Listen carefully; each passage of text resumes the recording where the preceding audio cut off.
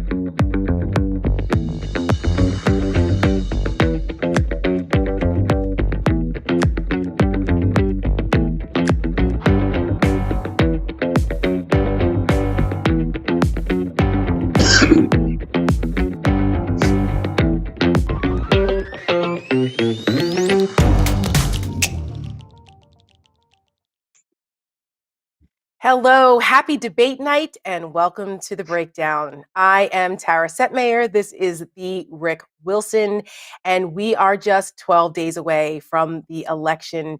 Not on November 3rd. We are going to do our pre-debate. It's the second and final debate of this entire wacky election season. And we have a special guest with us tonight, Rick. I'm so excited. We have George Conway. So, folks, please tweet us, engage with us. We want to hear from you. There he is. We'll bring him in a minute. George Conway is joining us. He was our special secret guest, now revealed. But remember, ask the breakdown, hashtag ask the breakdown. Send us your questions. Also, we're going to take live callers tonight. So you know what to do with that. There is our Zoom ID as well. After hashtag ask the breakdown, we've got our Zoom ID. Call us, and we may invite you on air where you can ask us questions and engage with us and George Conway.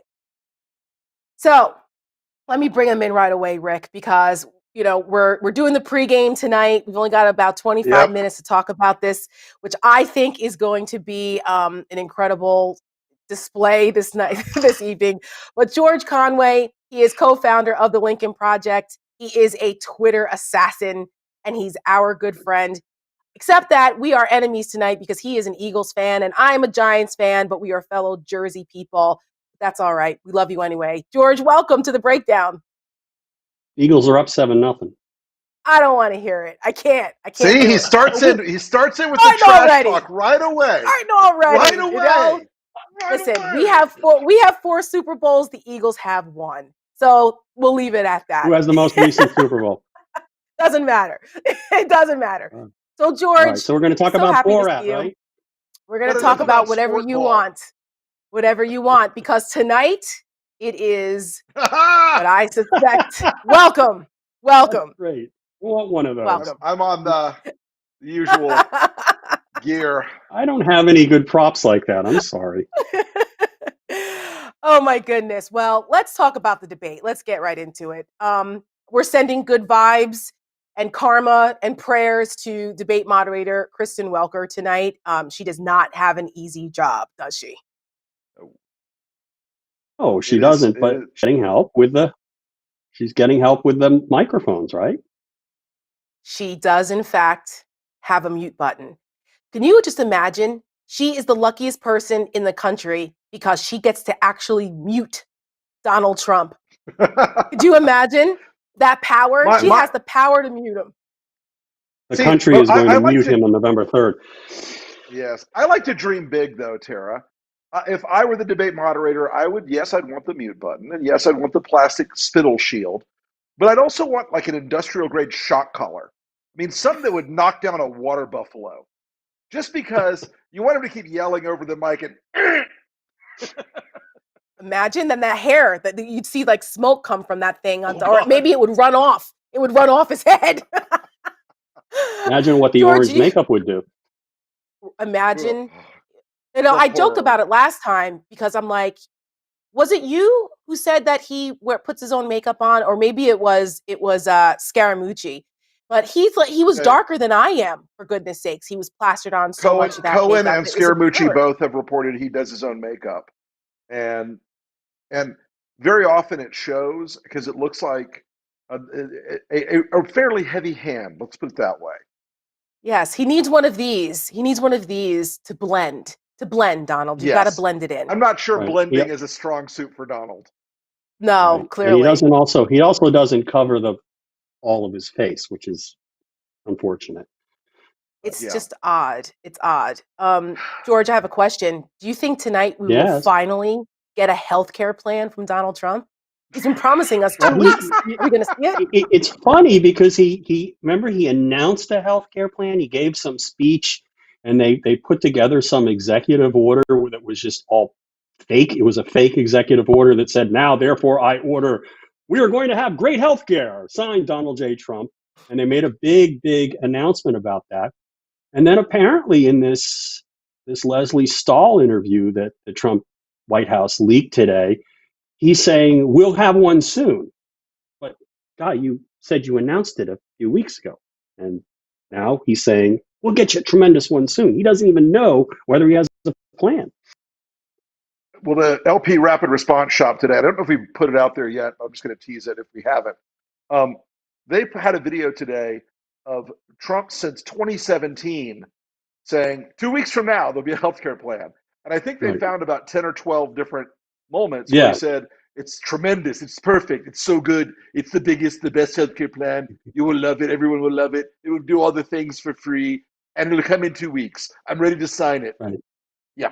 And you know how he always talks about pre-existing conditions like it's like something that's good. He's like, oh, we love pre-existing conditions. They're great. Right. We're going to have pre-existing conditions in our health plan.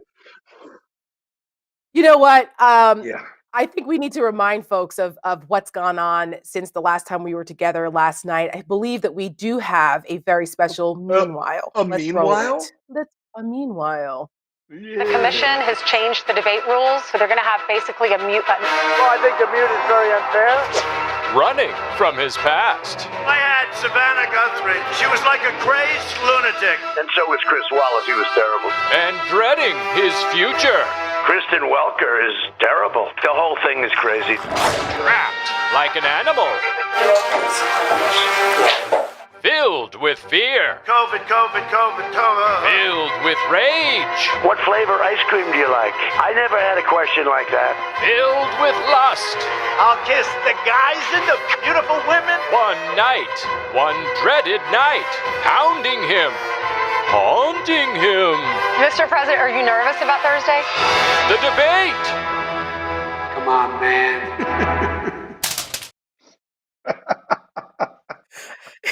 George, what's the chance that Donald Trump just storms off the stage tonight? I don't think he'll do that. He won't do that on live TV the way he would do that in a taped interview. But, you know, a meltdown is always possible with this guy. And you know they've been telling him, you got to dial it down, dial it down, dial it down. But his problem is his back is against the wall. He's desperate. And he's got to score some points. So his instinct is going to be hyper aggressive, mute button or no mute button.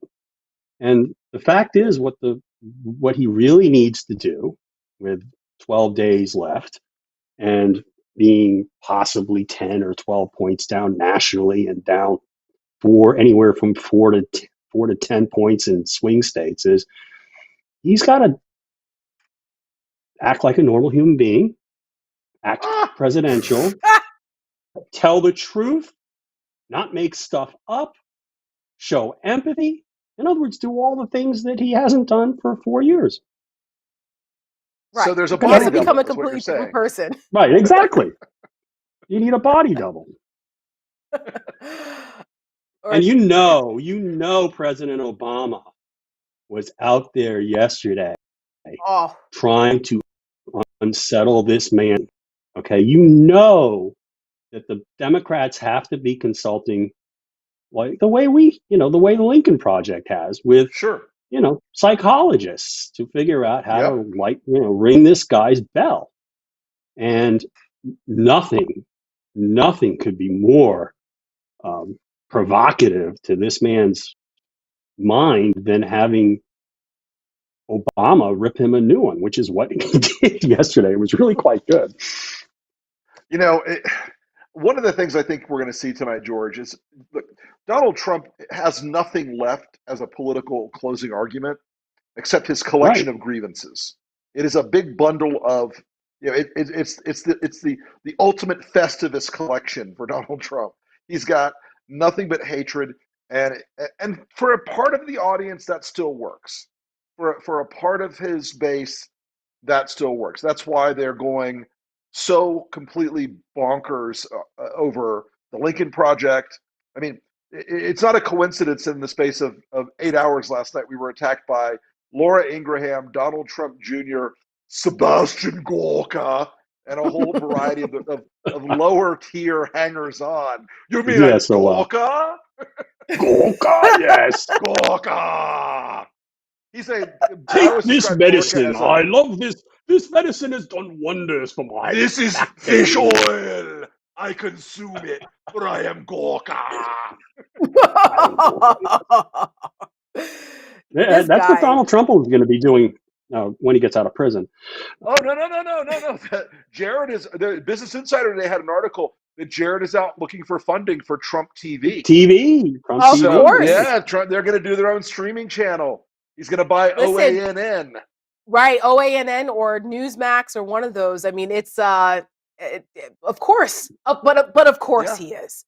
But of course they are. And generate more tax losses.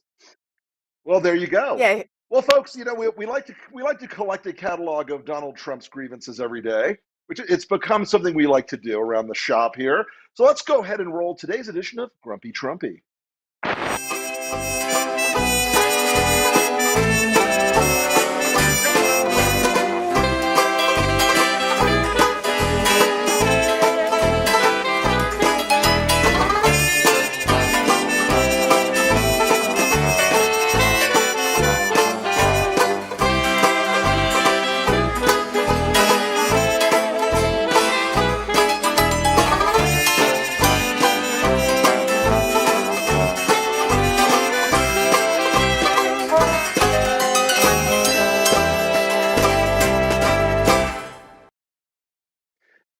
Folks, one of the things that's been most satisfying to watch, I'm sure George has observed the same thing. The big predicate of Donald Trump back in 2016 was he was the alpha male, silverback gorilla, the badass. He was the tough guy. But he fights was always something they said.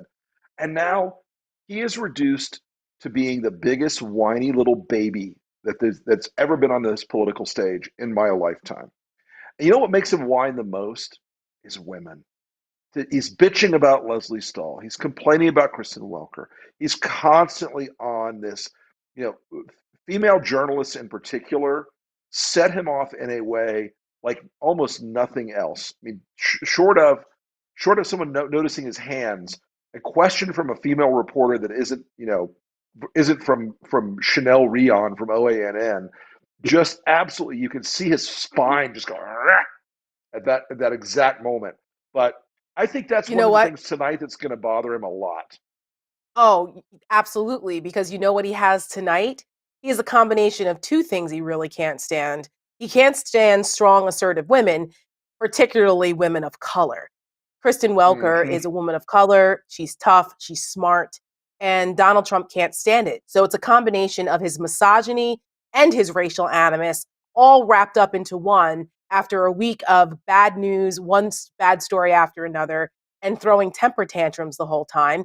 And he has been particularly ornery with women after the walking out of the Leslie Stahl interview. He has a history of this. So let's remind our viewers of how much Donald Trump is a whiny bitch when it comes to women. Sit down. I didn't call you. I didn't call you. I didn't call you. What is it with you and Megyn Kelly? Well, I just don't respect her. You could see there was blood coming out of her eyes.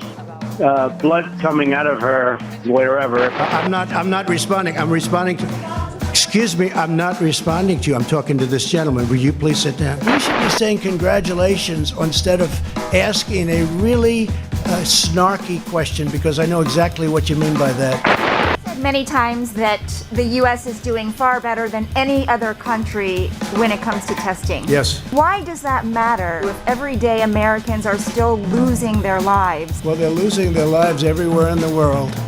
And maybe that's a question you should ask China. Let me tell you something. Be nice. Don't Mr. be President, threatening. my question Don't is... be threatening. Be nice. Total he is just right there. Yeah, unbelievable. And you know what else about this? You know who got him together recently as well? It was Savannah Guthrie.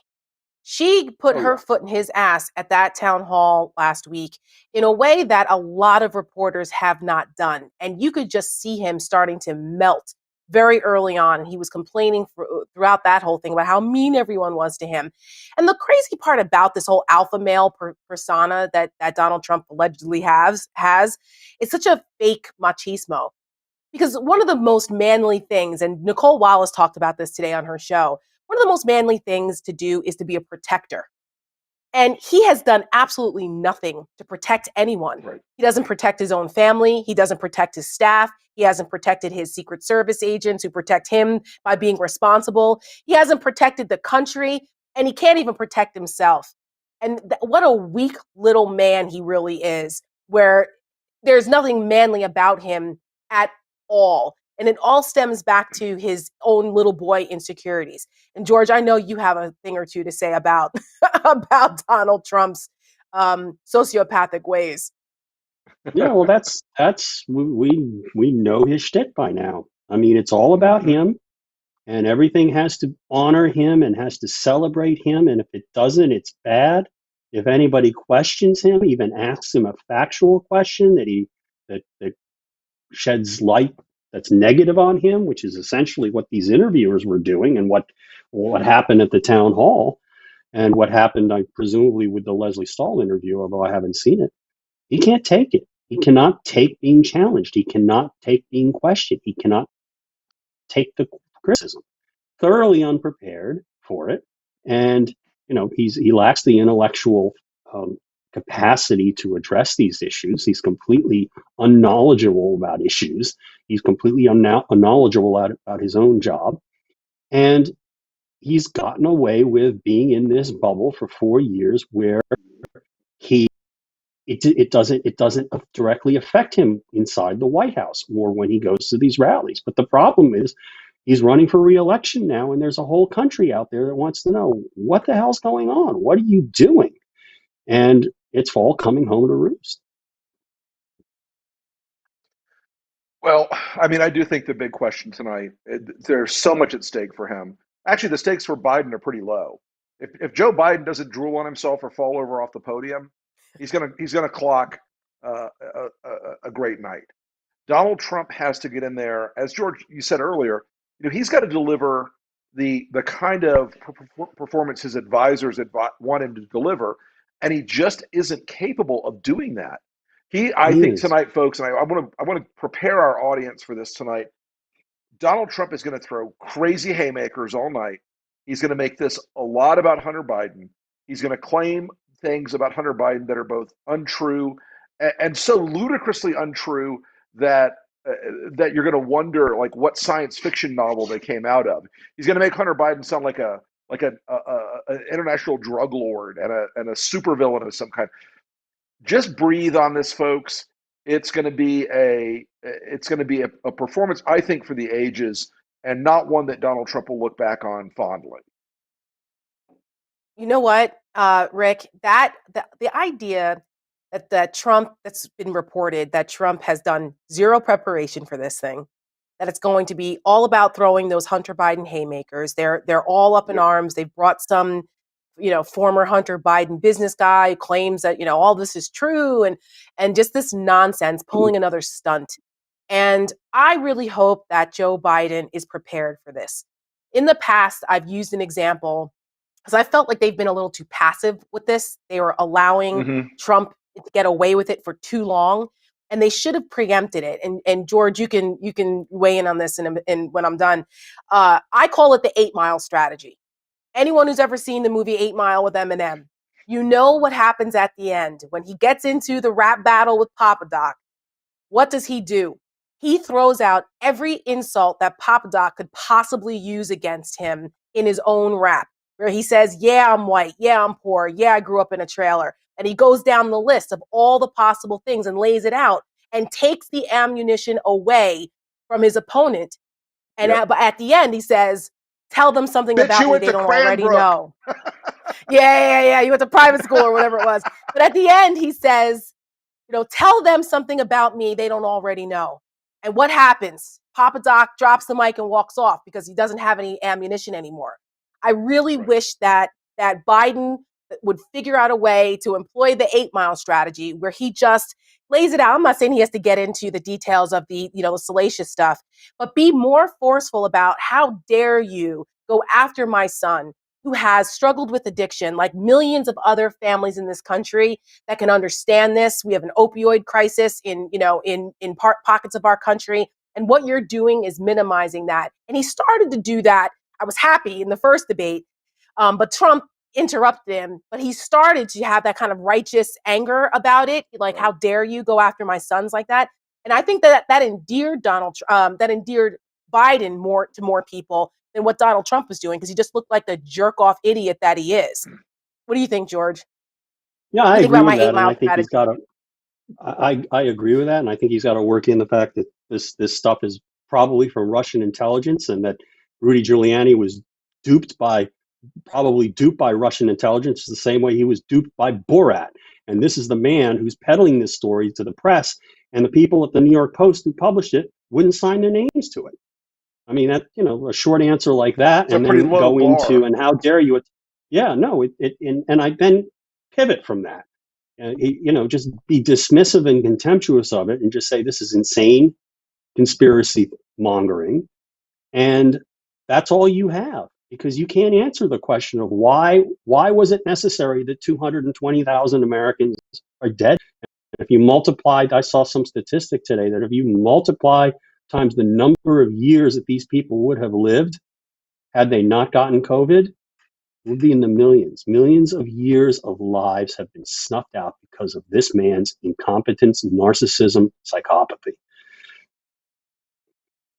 That's what he needs to say, right? Biden needs to say that instead of getting bogged down into like policy numbers and trillions of this and that.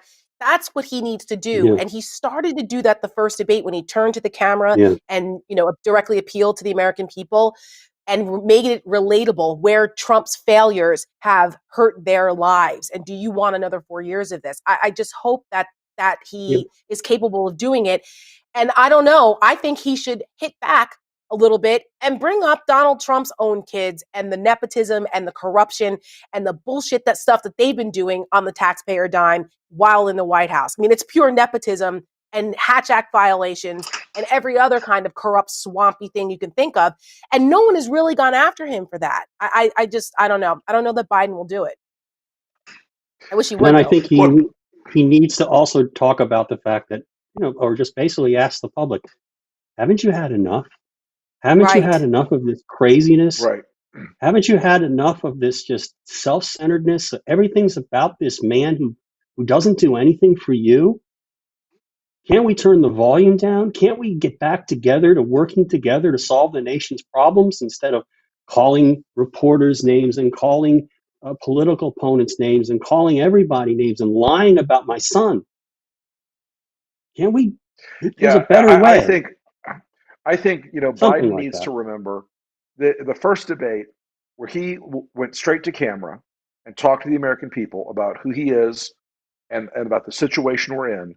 Those were enormously effective moments. And you notice in that debate, there was almost not a single moment where Trump was making eye contact with the camera or the host. He was always constantly looking at skunk eyeing Biden, trying to play this sight game with him. It didn't work. Biden should not let it work tonight. He should keep himself steady and calm and a perfect contrast to President Crazy Pants. Yep. And folks, I think we are about to see. We've got a couple minutes here to go. I think we're about to see something. I think we're about to see a performance that you will not forget, and that's not necessarily a good thing. But I think That's this is going to true. be a performance you won't forget because it's going to be so manic and so scenery chewing, and and a lot of what you're going to see tonight is Trump trying to feed his base and solidify his base with this year's version of the emails, this year's version of Hillary's emails, and it's not there. The public isn't buying it. The numbers aren't moving like they moved in 16. They don't have the money to push the message like they had in 16. So it's going to be, I think, a very ugly evening because desperate people do desperate shit, and Trump Right. is a very desperate shit. Right. And the other thing is And he didn't have a record to explain 4 years ago. Right. And that's the biggest Right. difference. that's Yep. right. And you know what else And he all didn't the have? We didn't have as a country 4 years ago. We didn't have a death count of 221,000 that's Mhm. it. dead Americans either That's that are And he on was Donald different, Trump's he was watch. new, and now people are just exhausted by him. And Exhausted is truly. the that's what if understatement of the I were year. Biden, I just say, haven't enough of this? Haven't we had enough of this man? Yeah. It's the modern day It's not version just of "Are you better off than you were 4 years ago?"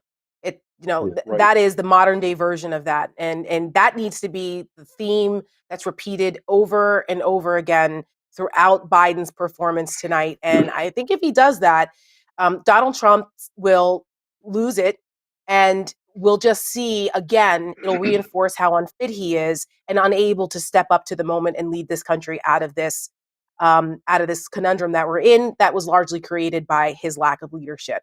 I want to remind folks tonight before we head off to the debate to send in your takes as we live tweet the debate with us at hashtag LPTV debate takes. That's hashtag LPTV debate takes. And we will pull some of those and post them as the night goes on. And remember that we will be back to discuss the post debate debauchery at 11 o'clock, and we'll be joined by some more of our Lincoln Project cohorts. Jennifer Horn, Mike Madrid, and George Conway will be back with us. In the last 30 seconds, George, do you have one last thing you want to say to folks what to look for the debate tonight? What's your prediction? 30 seconds. I think my prediction is that he will be off the rails as he always is. And that's exactly the opposite. So he needs to shock people by being normal. And he can't do it. Nope. All Nope. right, folks, we'll see you back here in a little bit. We'll see you at 11.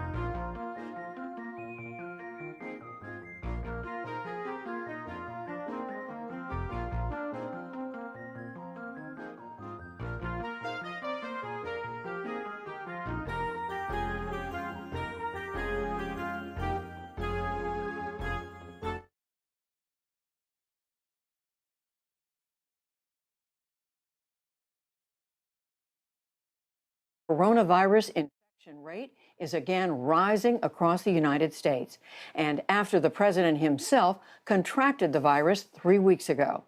This matchup comes as early voting continues at an historic pace in all 50 states, with more than 47 million Americans having already voted. Tonight's moderator is Kristen Welker of NBC News. To her in a moment, but joining me tonight for our special coverage are PBS NewsHour White House correspondent Yamiche Alcindor, congressional correspondent Lisa Desjardins, who's covering the Biden campaign, foreign affairs and defense correspondent Nick Schifrin, and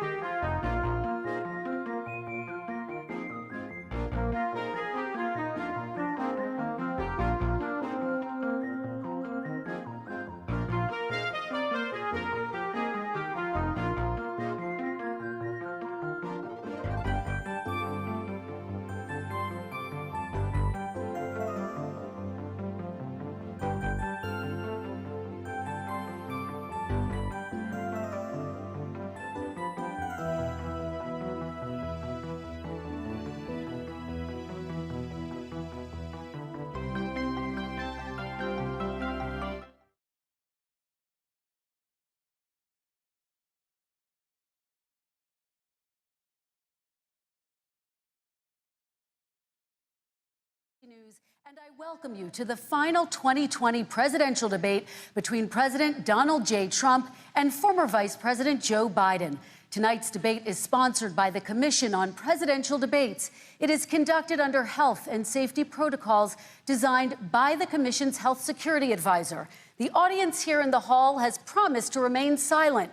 No cheers, boos, or other interruptions, except right now, as we welcome to the stage former Vice President Joe Biden and President Donald J. Trump.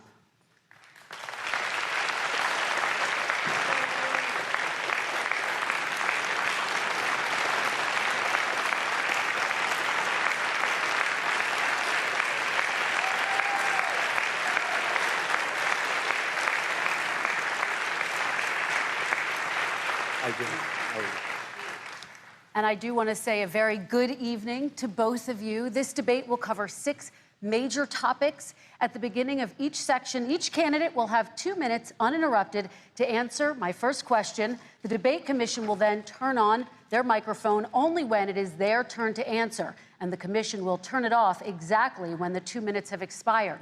After that, both microphones will remain on, but on behalf of the voters, I'm going to ask you to please speak one at a time. The goal is for you to hear each other and for the American people to hear every word of what you both have to say. And so with that, if you're ready, let's start. And we will begin with the fight against the coronavirus. President Trump, the first question is for you. The country is heading into a dangerous new phase. More than 40,000 Americans are in the hospital tonight with COVID, including record numbers here in Tennessee. And since the two of you last shared a stage, 16,000 Americans have died from COVID. So please be specific. How would you lead the country during this next stage of the coronavirus crisis? 2 minutes, uninterrupted. So, as you know, 2.2 million people modeled out were expected to die. We closed up the greatest economy in the world in order to fight this horrible disease that came from China. It's a worldwide pandemic. It's all over the world. You see the spikes in Europe and many other places right now. If you notice, the mortality rate is down 85%. The excess mortality rate is way down and much lower than almost any other country. And we're fighting it, and we're fighting it hard. There is a spike. There was a spike in Florida, and it's now gone. There was a very big spike in Texas. It's now gone. There was a very big spike in Arizona. It's now gone. And there are some spikes and surges in other places. They will soon be gone. We have a vaccine that's coming. It's ready. It's going to be announced within weeks, and it's going to be delivered. We have Operation Warp Speed, which is the military is going to distribute the vaccine. I can tell you from personal experience that I was in the hospital, I had it, and I got better. And I will tell you that I had something that they gave me, a therapeutic, I guess they would call it. Some people could say it was a cure. But I was in for a short period of time, and I got better very fast, or I wouldn't be here tonight. And now they say I'm immune. Whether it's 4 months or a lifetime, nobody's been able to say that, but I'm immune. More and more people are getting better. We have a problem that's a worldwide problem. This is a worldwide problem. But I've been congratulated by the heads of many countries on what we've been able to do. If you take a look at what we've done in terms of goggles and masks and gowns and everything else, and in particular ventilators. We're now making ventilators all over the world, thousands and thousands a month, distributing them all over the world. It will go away, and as I say, we're rounding the turn, we're rounding the corner. It's going away. Okay, former Vice President Biden, to you, how would you lead the country out of this crisis? You have 2 minutes uninterrupted. 220,000 Americans dead. If you hear nothing else I say tonight, hear this. Anyone who's responsible for not taking control, in fact, not saying I take no responsibility initially, anyone who's responsible for that many deaths should not remain as President of the United States of America. We're in a situation where there are 1,000 deaths a day now, 1,000 deaths a day, and there are over 70,000 new cases per day. Compared to what's going on in Europe, as the New England Medical Journal said, they're starting from a very low rate. We're starting from a very high rate. The expectation is we'll have another 200,000 Americans dead between now and the end of the year. If we just wore these masks, the president's own advisors have told him, we could save 100,000 lives. And we're in a circumstance where the president thus far and still has no plan, no comprehensive plan. What I would do is make sure we have everyone encouraged to wear a mask all the time. I would make sure we move in the direction of rapid testing, investing in rapid testing. I would make sure that we set up national standards as to how to open up schools and open up businesses so they can be safe and give them the wherewithal, the financial resources to be able to do that. We're in a situation now where the New England Medical Journal, one of the most serious journals in the whole world, said for the first time ever that the way this president has responded to this crisis has been absolutely tragic. And so, folks, I will take care of this. I will end this. I will make sure we have a plan. President Trump, I'd like to follow up with you in your comments. You talked about taking a therapeutic. I assume you're referencing Regeneron. You also said a vaccine will be coming within weeks. Yes. Is that a guarantee? No, it's not a guarantee, but it will be by the end of the year. But I think it has a good chance. There are two companies, I think, within a matter of weeks, and it will be distributed very quickly. Can you tell us which companies? Johnson & Johnson is doing very well. Moderna is doing very well. Pfizer is doing very well. And we have numerous others. Then we also have others that we're working on very closely with other countries, in particular Europe. Let me follow up with you, and because this is new information, you have said a vaccine is coming soon, within weeks now. Your own officials say it could take well into 2021 at the earliest for enough Americans to get vaccinated. And even then, they say the country will be wearing masks and distancing into 2022. Is your timeline realistic? No, I think my timeline is going to be more accurate. I don't know that they're counting on the military the way I do, but we have our generals lined up, one in particular that's the head of logistics. And this is a very easy distribution for him. He's ready to go as soon as we have the vaccine. And we expect to have 100 million vials. As soon as we have the vaccine, he's ready to go. Vice President Biden, your reaction, and just 40% of Americans say they would definitely agree to take a coronavirus vaccine if it was approved by the government. What steps would you take to give Americans confidence in a vaccine if it were approved? Make sure it's totally transparent. Have the scientists of the world see it, know it, look at it, go through all the processes. And by the way, this is the same fellow who told you this is going to end by Easter last time. This is the same fellow who told you that, don't worry, we're going to end this by the summer. We're about to go into a dark winter. And he has no clear plan, and there's no prospect that there's going to be a vaccine available for the majority of the American people before the middle of next year. President Trump, your reaction, he says you have no I don't think we're plan. going to have a dark winter at all. We're opening up our country. We've learned and studied and understand the disease, which we didn't at the beginning. When I closed and banned China from coming in heavily infected, and then ultimately Europe, but China was in January. Months later, he was saying I was xenophobic. I did it too soon. Now he's saying, oh, I should have, moved quicker. But he didn't move quicker. He was months behind me, many months behind me. And frankly, he ran the H1N1 swine flu, and it was a total disaster, far less lethal, but it was a total disaster. Had that had this kind of numbers, 700,000 people would be dead right now, but it was a far less lethal disease.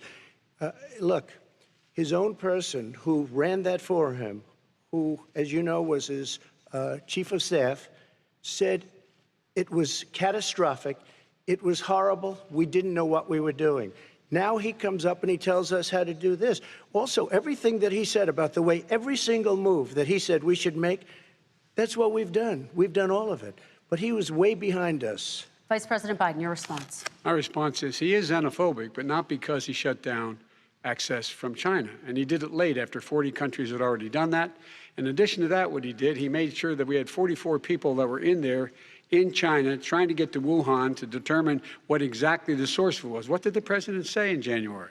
He said, no, he said, he's being transparent. The president of China is being transparent. We owe him a debt of gratitude. We have to thank him. And then what happened was we started talking about using the Defense Act to make sure we go out and get whatever is needed out there to protect people.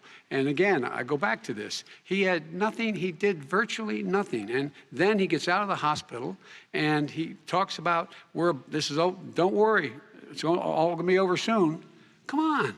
There's not another serious scientist in the world who thinks it's going to be over soon. President Trump, your reaction? I say over soon. I say we're learning to live with it. We have no choice. We can't lock ourselves up in a basement like Joe does. He has the ability to lock himself up. I don't know. He's obviously made a lot of money someplace, but he has this thing about living in a basement. People can't do that. By the way, I, as the president, couldn't do that. I'd love to put myself in the basement or in a beautiful room in the White House and go away for a year and a half until it disappears. I can't do that. And Kirsten, every meeting I had, and I'd meet a lot of families, including Gold Star families and military families, every meeting I had, and I had to meet them. I had to. It would be horrible to have canceled everything. I said, this is dangerous. And you catch it. And, I caught it. I learned a lot. Great doctors, great hospitals. And now I recovered. 99.9 of young people recover. 99% of people recover. We have to recover. We can't close up our nation. We have to open our school, and we can't close up our nation, or you're not going to have a nation. And of course, the CDC has said young people can get sick with COVID-19 and can pass it. Vice President Biden, I want to talk broadly about strategy, though. Can I respond to that? 30 seconds, please, and then I have a question. No, number one, he says that we're learning to live with it. People are learning to die with it. You folks home will have an empty chair at the kitchen table this morning. That man or wife going to bed tonight and reaching over to try to touch out of habit where their wife or husband is gone. Learning to live with it. Come on. We're dying with it because he has never said, you said it's dangerous. When's the last time? Is it really dangerous still? Are we dangerous? You tell the people it's dangerous now? What should they do about the danger? And you say, I take no responsibility. Let me talk about your two. Excuse me, I take full responsibility. It's not my fault that he came here. It's China's fault. And you know what? It's not Joe's fault that he came here either. It's China's fault. They kept it from going into the rest of China for the most part, but they didn't keep it from coming out to the world, including Europe and ourselves. Vice President Biden. The fact is that when we knew it was coming, when it hit, what happened? What did the president say? He said, don't worry, it's going to go away. Be gone by Easter. Don't worry. The warm weather. Don't worry. Maybe inject bleach. He said he was kidding when he said that, but a lot of people thought it was serious. A whole range of things the president has said. Even today, he thinks we are in control. We're about to lose 200,000 more people. President Trump. Look, perhaps just to finish this, I was kidding on that, but just to finish this, when I closed, he said I shouldn't have closed. And that went on for months. Nancy Pelosi said the same thing. She was dancing on the streets in Chinatown in San Francisco. But when I closed, he said, this is a terrible thing, you're xenophobic. I think he called me racist even, and because I was closing it to China. Now he says I should have closed it earlier. It just, Joe, it doesn't work. I didn't say either of those things. You certainly did. You certainly did. I talked about a xenophobia in a different context. It wasn't about closing the border to Chinese coming to the United States. All right, I want to talk about both of your different strategies to handling He thought this. I shouldn't have closed the border. Well, that's obvious. Do you want to respond to that quickly, Vice President No. Biden? Okay. Let's talk about your different strategies toward dealing with this. Mr. Vice President, you suggested you would support new shutdowns if scientists recommended it. What do you say to Americans who are fearful that the cost of shutdowns, the impact on the economy, the higher rates of hunger, depression, domestic and substance abuse outweighs the risk of exposure to the virus? What I would say is I'm going to shut down the virus, not the country. It's his ineptitude that caused the country to have to shut down in large part. Why businesses have gone under, why schools are closed, why so many people have lost their living, and why they're concerned. Those other concerns are real. That's why he should have been, instead of in a sand trap in his golf course, he should have been negotiating with Nancy Pelosi and the rest of the Democrats and Republicans about what to do about the acts they were passing for billions of dollars to make sure people had the capacity. But you haven't ruled out more shutdowns.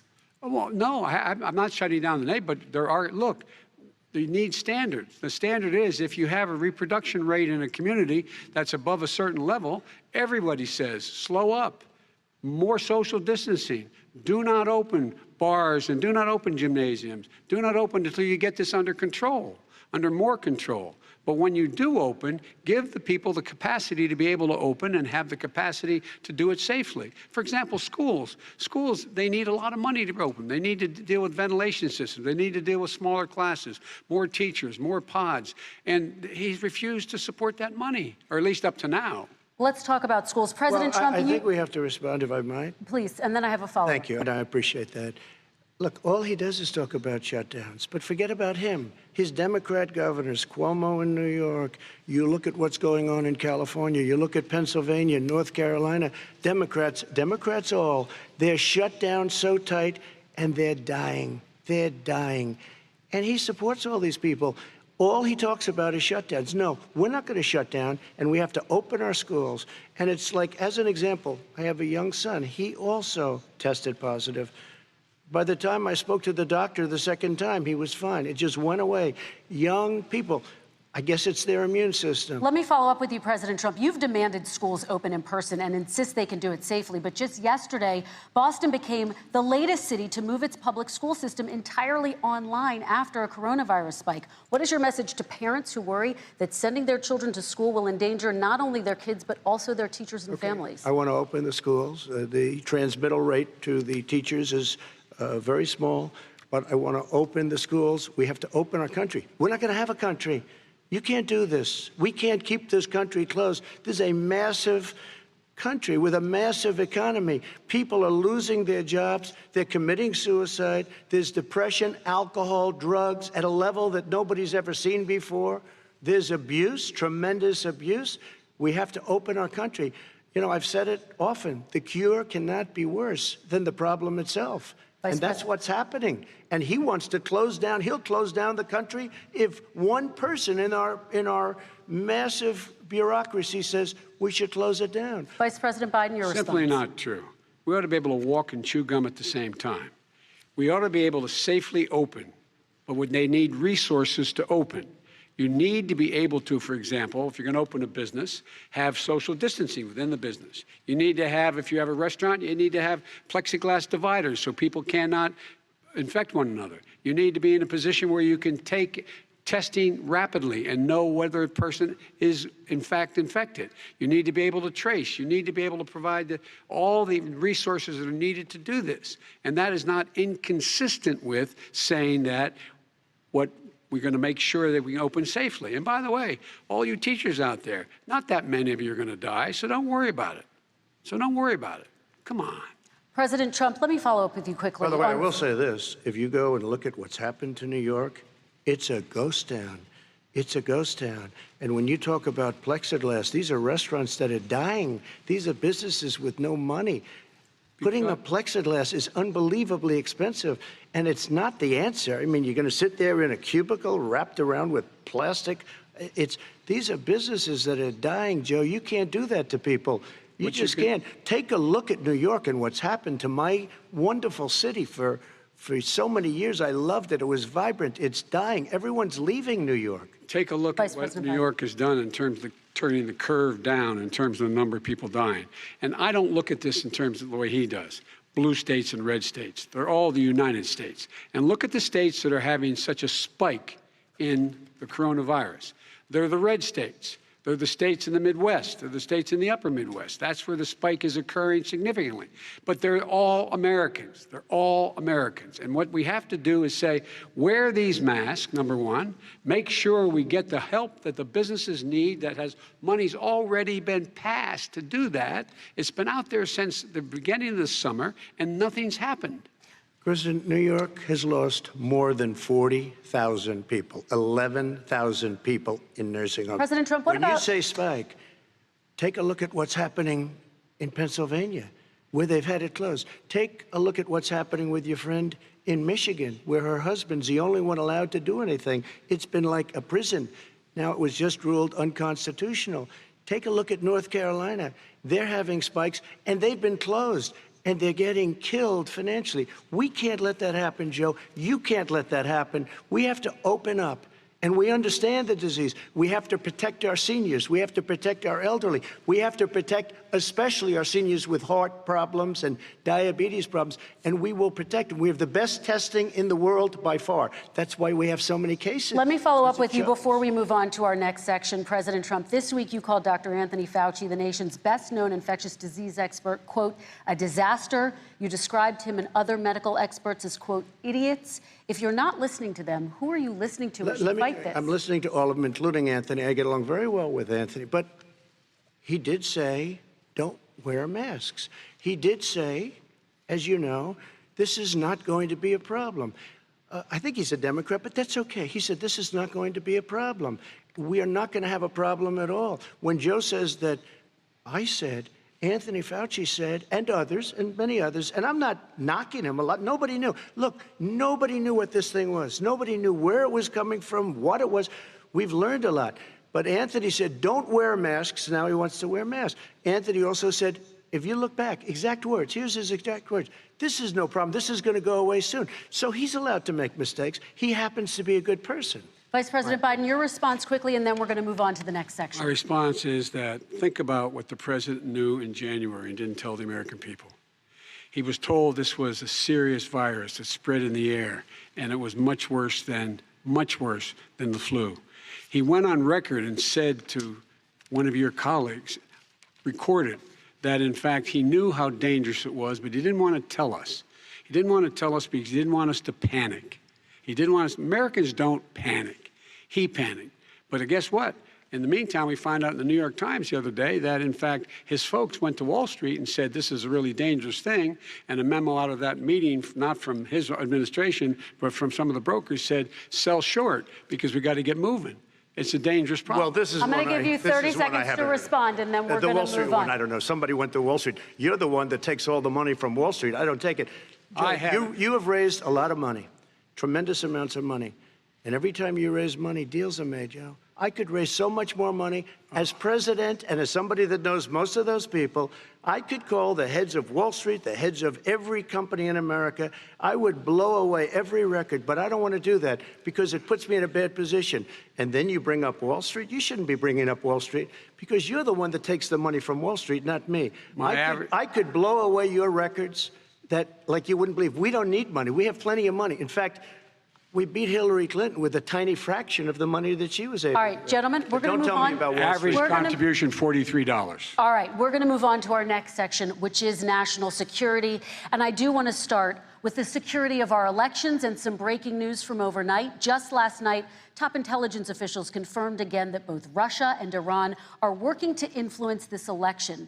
Both countries have obtained U.S. voter registration information, these officials say, and Iran sent intimidating messages to Florida voters. This question goes to you, Mr. Vice President. What would you do to put an end to this threat? You have 2 minutes uninterrupted. I made it clear and I ask everyone else to take the pledge. I made it clear that any country, no matter who it is, that interferes in American elections will pay a price. They will pay a price.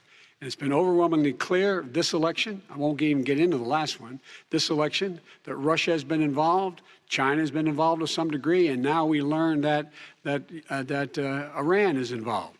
They will pay a price if I'm elected. They're interfering with American sovereignty. That's what's going on right now. They're interfering with American sovereignty. And to the best of my knowledge, I don't think the president said anything to Putin about it. I don't think he's talking to them a lot. I don't think he said a word. I don't know why he hadn't said a word to Putin about it. And I don't know what he has recently said, if anything, to the Iranians. My guess is he'd probably be more outspoken with regard to the Iranians. But the point is this, folks. We are in a situation where we have foreign countries trying to interfere in the outcome of our election. His own national security advisor told him that what is happening with his buddy, I will. His buddy, Rudy Giuliani, he's being used as a Russian pawn. He's being fed information that is Russian, that is not true. And then what happens? Nothing happens. And then you find out that everything that's going on here about Russia is wanting to make sure that I do not get elected the next president of the United States because they know I know them and they know me. I don't understand why this president is unwilling to take on Putin when he's actually paying bounties to kill American soldiers in Afghanistan, when he's engaged in activities that are trying to destabilize all of NATO. I don't know why he doesn't do it, but it's worth asking the question, why isn't that being done? Any country that interferes with us will, in fact, pay a price because they're affecting our sovereignty.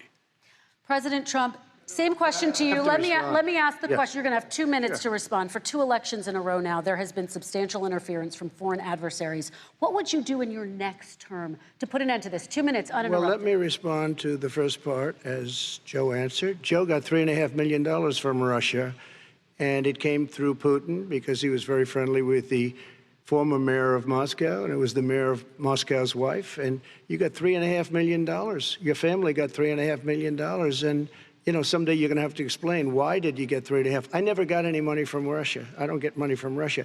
Now, about your thing last night, I knew all about that. And through John Ratcliffe, who is fantastic, DNI, he said, the one thing that's common to both of them, they both want you to lose, because there has been nobody tougher to Russia. Between the sanctions, nobody tougher than me on Russia.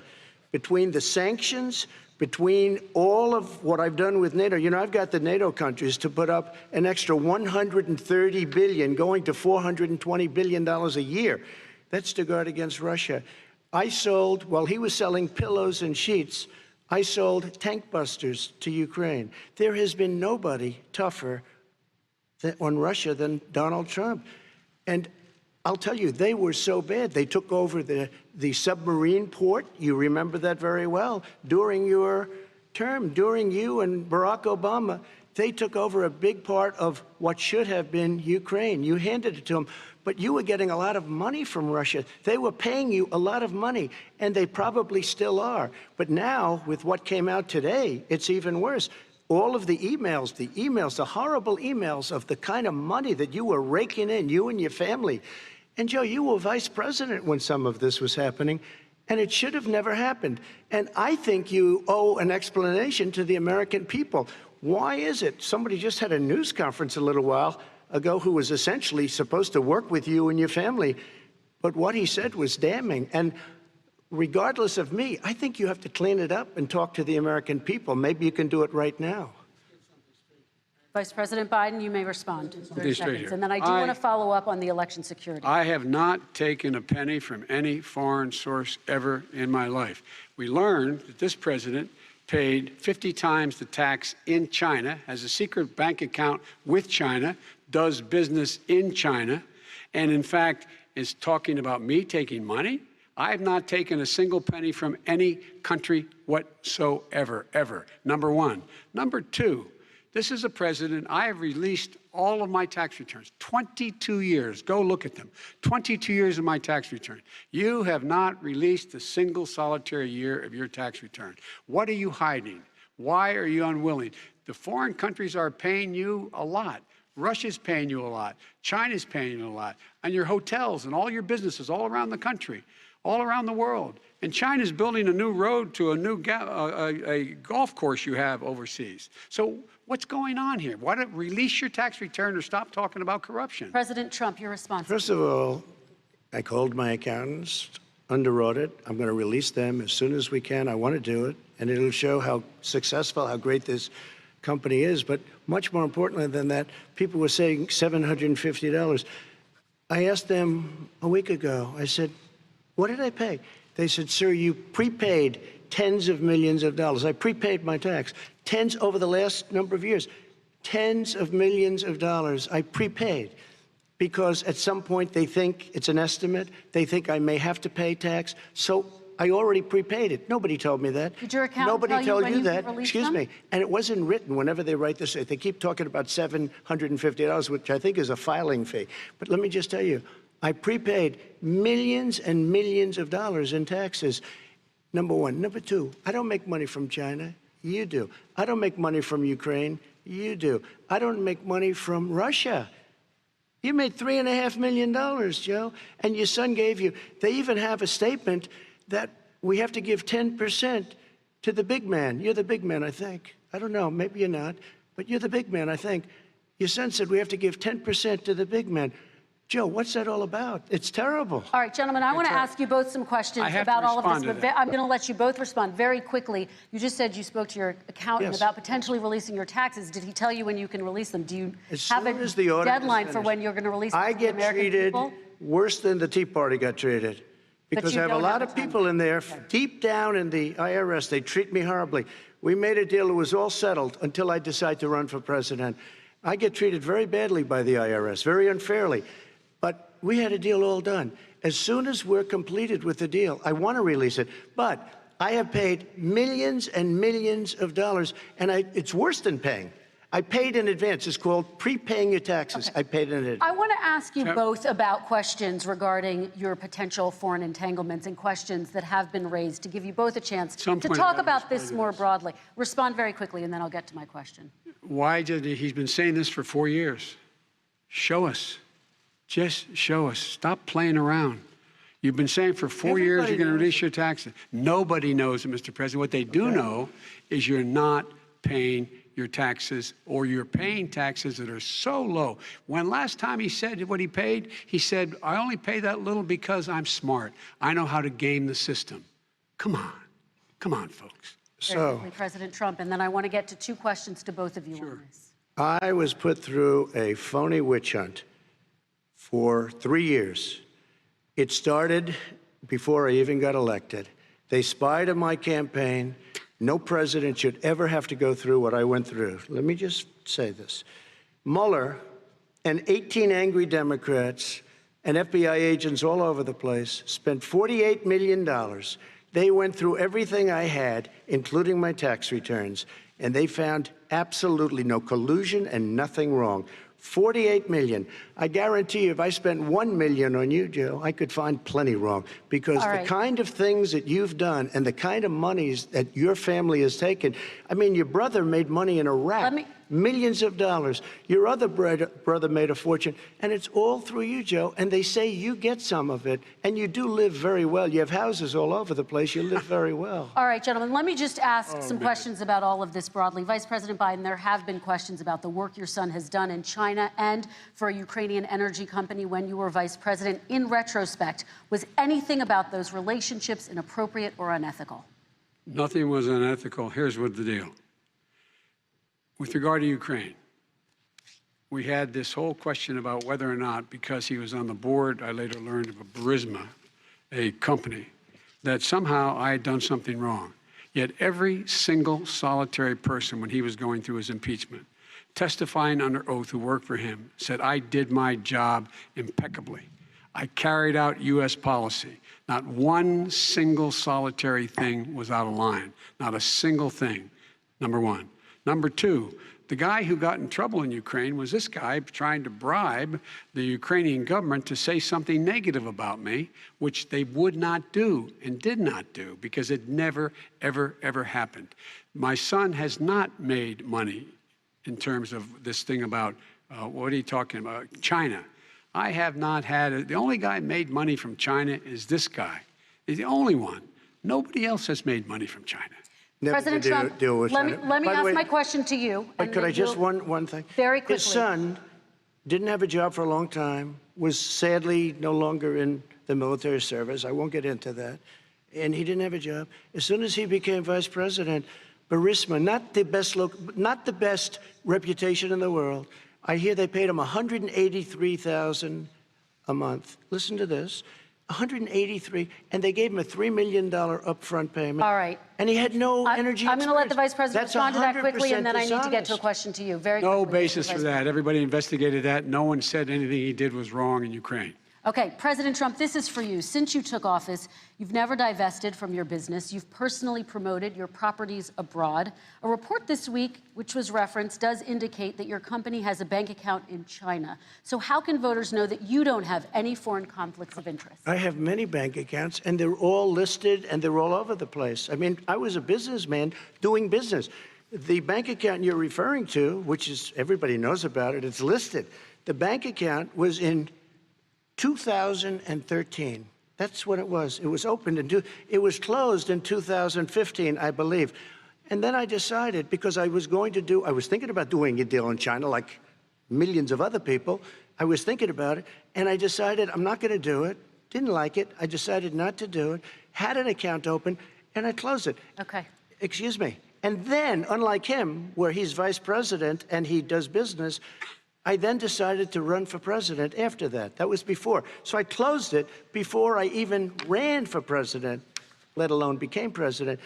Big difference. He is the vice president of the United States, and his son, his brother, and his other brother are getting rich. They're like a vacuum cleaner. They're sucking up money President every Trump, place thank he you. goes. We do need to move on. I do want to ask you, Vice President Biden, about China. Let's talk about China more broadly. There have, of course, President Trump has said that they should pay for not being fully transparent in regards to the coronavirus. If you were president, would you make China pay? And please be specific. What would that look like? What I'd make China do is play by the international rules, not like he has done. He has caused the deficit of China to go up, not down, with China, up, not down. We are making sure that in order to do business in China, you have to give all your intellectual property. You have to have a partner in China. It's 51%. We would not do that at all, number one. Number two, we're in a situation where China would have to play by the rules internationally as well. When I met with Xi, when I was still vice president, he said we're setting up air identification zones in the South China Sea. You can't fly through them.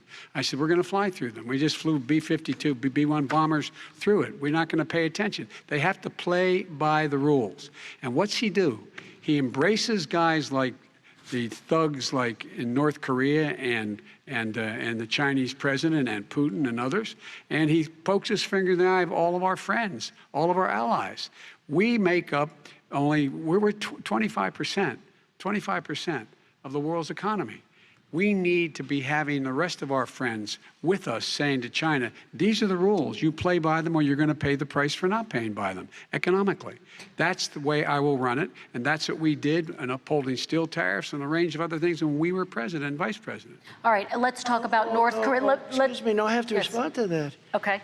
Very quickly, and then we're going to move on to North Korea. with $1.5 billion from China to manage after spending 10 minutes in office and being in Air Force Two, number one. Number two, there's a very strong email talking about your family wanting to make $10 million a year for introductions. President Trump, on China policy, though, what specifically are you going to do? What specifically are you going to do to make China pay? You've said you're going to make them pay. China is paying. They're paying billions and billions of dollars. I just gave $28 billion. New sanctions? I just gave $28 billion to our farmers. Taxpayers' money. It's what? Taxpayers' money. Didn't come from China. China. You know who the taxpayer is? It's called China. China paid $28 billion, and you know what they did to pay it, Joe? They devalued their currency, and they also paid up. And you know who got the money? Our farmers, our great farmers, because they were targeted. You never charged them anything. Also, I charged them 25% on dumped steel because they were killing our steel industry. We were not going to have a steel industry. Okay. And now we have a steel industry. Okay, Vice President Biden, your response, please. Our response is, look, this isn't about, there's a reason why he's bringing up all this malarkey. There's a reason for it. He doesn't want to talk about the substantive issues. It's not about his family and my family. It's about your family. And your family's hurting badly. If you're making less than, if you're a middle-class family, you're getting hurt badly right now. You're sitting at the kitchen table this morning deciding, well, we can't get new tires, they're bald because we have to wait another month or so. Or are we going to be able to pay the mortgage? Or who's going to tell her she can't go back to community college? They're the decisions you're making. In the middle-class families like I grew up in Scranton and Claymont, they're in trouble. We should be talking about your families, but that's the last thing he wants to talk about. I want to talk about North Korea. Excuse me, just I do for want 1 to second, turn to please. 10 seconds, Mr. President. That's 10 a seconds. typical political statement. Let's get off this China thing, and then he looks, the family, around the table, everything. Just a typical politician when I see that. Let's talk about North I'm not a typical Korea now. politician. Okay, That's why I got elected. Let's get off the subject of China. Let's talk around, sitting around the table. All right. Come on, Joe, you can do better. We're going to talk about North Korea now. President Trump, you've met with North Korean leader Kim Jong-un 3 times. You've talked about your beautiful letters with him. You've touted the fact that there hasn't been a war or a long-range missile test. And yet North Korea recently rolled out its biggest ever intercontinental ballistic missile and continues to develop its nuclear arsenal. Do you see that as a betrayal of the relationship you forged? Just 30 seconds here because we need to get on to the next So segment. when I met with Barack Obama, we sat in the White House right at the beginning, had a great conversation. It was supposed to be 15 minutes, and it was well over an hour. He said the biggest problem we have with North Korea. He indicated we will be in a war with North Korea. Guess what? It would be a nuclear war, and he does have plenty of nuclear capability. In the meantime, I have a very good relationship with him. Different kind of a guy, but he probably thinks the same thing about me. We have a different kind of a relationship. We have a very good relationship, and there's no war. And you know, about 2 months ago, he broke into a certain area. They said, oh, there's going to be trouble. I said, no, they're not, because he's not going to do that. And I was right. Look, instead of being in a war where millions of people, Seoul, you know, is 25 miles away, millions and millions, 32 million people in Seoul, millions of people would be dead right now. President we Trump, don't have that's a war, 30 and seconds. I have a good Thank relationship. you. Vice President Biden, to you. North Korea conducted 4 nuclear tests under the Obama administration. Why do you think you would be able to rein in this persistent threat? Because I'd make it clear, which we were making clear to China, they had to be part of the deal. Because here's I made it clear, and as a spokesperson of the administration when I went to China, that they said, why are you moving your missile defense up so close? Why are you moving more forces here? Why are you continuing to do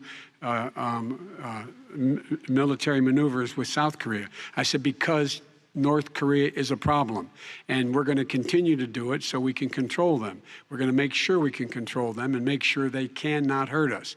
And so if you want to do something about it, step up and help. If not, it's going to continue. What has he done? He's legitimized North Korea. He's talked about his good buddy, who's a thug, and he talks about how we're better off. And they have much more capable missiles, able to reach U.S. territory much more easily than ever did before. Let me follow up with you, Vice President Biden. You've said you wouldn't meet with Kim Jong-un without preconditions. Are there any conditions under which you would meet with him? On the condition that he would agree that he would be drawing down his nuclear capacity to get the Korean Peninsula should be nuclear-free zone.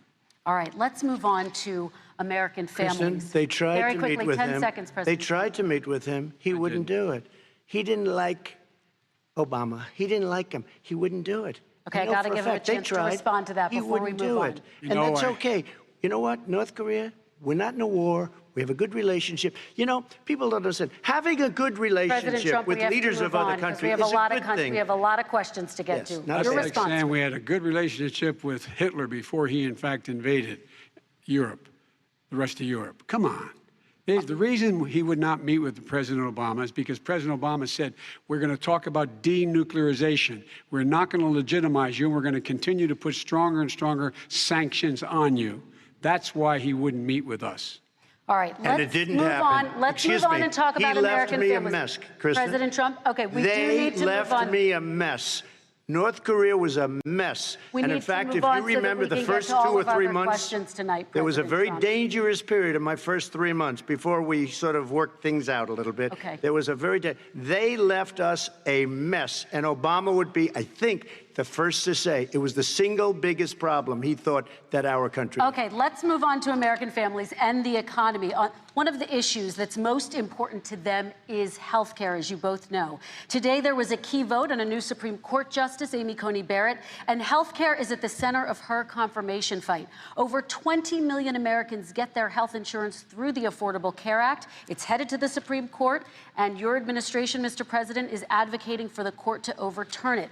If the Supreme Court does overturn that law, those 20 million Americans could lose their health insurance almost overnight. So what would you do if those people have their health insurance taken away? You have 2 minutes uninterrupted. Sure. First of all, I've already done something that nobody thought was possible. Through the legislature, I terminated the individual mandate. That is the worst part of Obamacare, as we call it. The individual mandate where you have to pay a fortune for the privilege of not having to pay for bad health insurance. I terminated. It's gone. Now it's in court because Obamacare is no good. But then I made a decision. Run it as well as you can to my people, great people. Run it as well as you can. I could have gone the other route and made everybody very unhappy. They ran it. Premiums are down. Everything's down. Here's the problem. No matter how well you run it, it's no good. What we'd like to do is terminate it. We have the individual mandate done. I don't know that it's going to work. If we don't win, we will have to run it, and we'll have Obamacare, but it'll be better run. But it no longer is Obamacare, because without the individual mandate, it's much different. Pre-existing conditions will always stay. What I would like to do is a much better health care, much better, will always protect people with pre-existing. So I'd like to terminate Obamacare, come up with a brand new, beautiful health care. The Democrats will do it because there'll be tremendous pressure on them, and we might even have the House by that time, and I think we're going to win the House, okay? You'll see, but I think we're going to win the House. But come up with a better health care, always protecting people with pre-existing conditions. And one thing very important, we have 180 million people out there that have great private health care. Far more than we're talking about with Obamacare. Joe Biden is going to terminate all of those policies. These are people that love their health care, people that have been successful, middle-income people, been successful. They have 180 million plans, 180 million people, families. Under what he wants to do, which will basically be socialized medicine, he won't even have a choice. They want to terminate 180 million plans. We have done an incredible job on health care, and we're going to do even better. Okay, Vice President Biden, yes, this is for you. Your health care plan calls for building on Obamacare. So my question is, what is your plan if the law is ruled unconstitutional by the Supreme Court? You have 2 minutes uninterrupted. What I'm going to do is pass Obamacare with a public option. It'll become Biden care. The public option is an option that says that if you, in fact, do not have the wherewithal to be, if you qualify for Medicaid and you do not have the wherewithal in your state to get Medicaid, you automatically are enrolled, providing competition for insurance companies. That's what's going to happen. Secondly, we're going to make sure we reduce the premiums and reduce drug prices by making sure that there's competition that doesn't exist now by allowing the Medicare to negotiate drug prices with the insurance companies. Thirdly, the idea that I want to eliminate private insurance, the reason why I had such a fight with 20 candidates for the nomination was I support private insurance. That's why not one single person with private insurance would lose their insurance under my plan, nor did they under Obamacare. They did not lose their insurance unless they chose they wanted to go to something else. Lastly, we're going to make sure we're in a situation that we actually protect pre-existing. There's no way he can protect pre-existing conditions. None, zero. You can't do it in the ether. He's been talking about this for a long time. He's never come up with a plan. I guess we're going to get the pre-existing condition plan the same time we get the infrastructure plan that we've been waiting since 17, 18, 19, and 20. The fact, I still have a few more minutes. I know you're getting anxious. The fact is that he's already cost the American people, because of his terrible handling of the COVID virus and the economic spillover, 10 million people have lost their private insurance. And he wants to take away 22 million more people who have it under Obamacare, and over 110 million people with pre-existing conditions. And all the people from COVID are going to have pre-existing conditions. What are they going to do? I have a follow-up for you, Vice President Biden. It relates to something that President Trump said. He's accusing you of wanting socialized medicine. What do you say to people who have concerns that your health care plan, which includes a government insurance option, takes the country one step closer to a health care system run entirely by the government? What's your response to that? It's ridiculous. It's like saying that, the idea that the fact that there's a public option that people can choose, that makes it a socialist plan. Look, the difference between the president, I think health care is not a privilege, it's a right. Everyone should have the right to have affordable health care. And I am very proud of my plan. It's gotten endorsed by all the major labor unions as well as a whole range of other people who in fact are concerned in the medical field. This is something that's going to save people's lives, and this is going to give some people an opportunity to have health care for their children. How many of you home are worried and rolling around in bed tonight wondering what in God's name you're going to do if you get sick because you've lost your home insurance, your health insurance, your company's gone under? We have to provide health insurance for people at an affordable rate, and that's what I do. President Trump, Excuse me, he was there response. for 47 years. He didn't do it. He was now there as vice president for 8 years, and it's not like it was 25 years ago. It was 3 3/4. It was just a little while ago, right? Less than 4 years ago. He didn't do anything. He didn't do it. He wants socialized medicine, and it's not that he wants it. His vice president, she is more liberal than Bernie Sanders and wants it even more. Bernie Sanders wants it. The Democrats want it. You're going to have socialized medicine, just like you went with fracking. We're not going to have fracking. We're going to stop fracking. We're going to stop fracking. Then he goes to Pennsylvania after he gets a nomination, where he got very lucky to get it. And he goes to Pennsylvania and he says, oh, we're going to have fracking. And you never asked that question. And by the way, so far, I respect very much the way you're handling this, I have to say. By the way. But somebody should ask the question. You can ask he goes for a year. There will be no fracking. We have a number of topics. But that's a big question. We're going to get to. It's the same thing with socialized medicine. I have to respond. Vice President, your response, please. My response is people deserve to have affordable health care, period. Period, period, period. And the Biden care proposal will, in fact, provide for that affordable health care, lower premiums. What we're going to do is going to cost some money. It's going to cost over $750 billion over 10 years to do it. And they're going to have lower premiums. You can buy into the better plans, the cheaper plans, lower your premiums, deal with unexpected billing, and have your drug prices drop significantly. He keeps talking about it. He hasn't done a thing for anybody on health care. Not a thing. Kristen, when Very he quickly, says, then I want to talk when about he what's says happening public on Capitol option, Hill. he's talking about socialized medicine. And when he and health care. When he talks about a public option, he's talking about destroying your Medicare, totally destroyed, and destroying your Social Security. And this whole country will come down. You know, Bernie Sanders tried it in his state. He tried it in his state. His governor was a very liberal governor. They wanted to make it work. Okay, let's let Vice President Biden respond. It doesn't Vice work. President He's Biden, a very your confused response. guy. He thinks he's running against somebody else. He's running against Joe Biden. I beat all those other people because I disagreed with them. Joe Biden he's running against. And the idea that we're in a situation that they're going to destroy Medicare, this is the guy that the actuary at Medicare said, if in fact, at Social Security, if in fact he continues to withhold his plan to withhold the tax on Social Security will be bankrupt by 2023 with no way to make up for it. This is the guy who's tried to cut Medicare. So the idea that Donald Trump is lecturing me on Social Security and Medicare, come on. He tried to get rid of, he tried to hurt Social Security years ago. Years ago. Go back and look at the records. He tried to hurt Social Security years ago. All right, let's move on. I'm going to move on. Mr. President, I have to move on to the next question. They said the stock market will boom if I'm elected. If he's elected, the stock market will crash. Okay, let's move on to the next question very quickly. Look, the idea that the stock market is booming is his only measure of what's happening. Where I come from in Scranton and Claymont, the people don't live off of the stock market. Just in the last three years during this crisis, the billionaires in this country made, according to the Wall Street, $700 billion more. $700 billion more.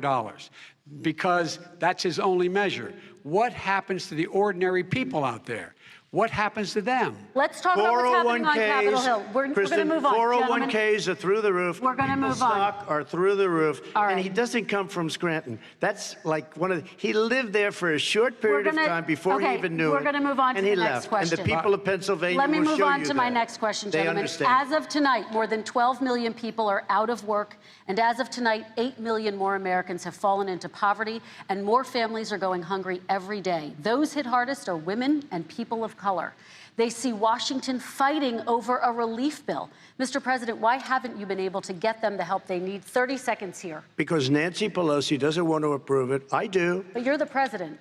I do, but I still have to get. Unfortunately, that's one of the reasons I think we're going to take over the House, because of her.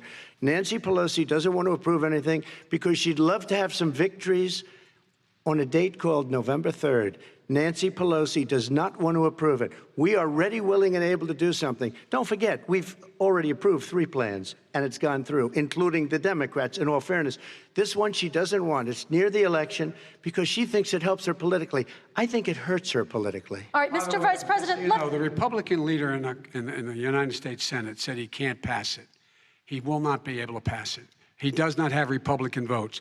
Why isn't he talking to his Republican friends? Let me follow up with you, Vice President. If we made a Biden, deal, because the Republicans let me will ask pass Vice it. President Biden a question. You are the leader of the Democratic Party. Why have you not pushed the Democrats to get a deal for the American people? Well, I have, and they have pushed it. Look, they passed this act all the way back in the beginning of the summer. This is like it's not new. It's been out there. This HEROES Act has been sitting there. And look at what's happening. When I was in charge of the Recovery Act with $800 billion, I was able to get $145 billion to local communities that have to balance their budgets and states that have to balance their budgets, so then have to fire firefighters, teachers, first responders, law enforcement officers, so they can keep their cities and counties running. He will not support that. They have not done a thing for them. And Mitch McConnell said, let them go bankrupt. Let them go bankrupt. Come on. What's the matter with these guys? The bill that was passed in the House was a bailout of badly run, high-crime, Democrat, all run by Democrats, cities and states. It was a way of getting a lot of money, billions and billions of dollars to these states. It was also a way of getting a lot of money from our people's pockets to people that come into our country illegally. We were going to take care of everything for them. And what that does, and I'd love to do that, I'd love to help them, but what that does, everybody all over the world will start pouring into our country. We can't do it. This was a way of taking care of them. This was a way of spending on things that had nothing to do with COVID, as per your question. But it was really a big bailout for badly run Democrat cities and states. All right, If I get elected, I'm running as a proud Democrat, but I'm going to be an American president. I don't see red states and blue states. What I see is American, United States. And folks, every single state out there finds themselves in trouble. They're going to start laying off, whether they're red or blue, cops, firefighters, first responders, because they have to balance their budget. And the founders were smart. They allowed the federal government to deficit spend to compensate for the United States of America. I want to talk about the minimum wage, gentlemen. Mr. Vice President, we are talking a lot about struggling small businesses and business owners these days.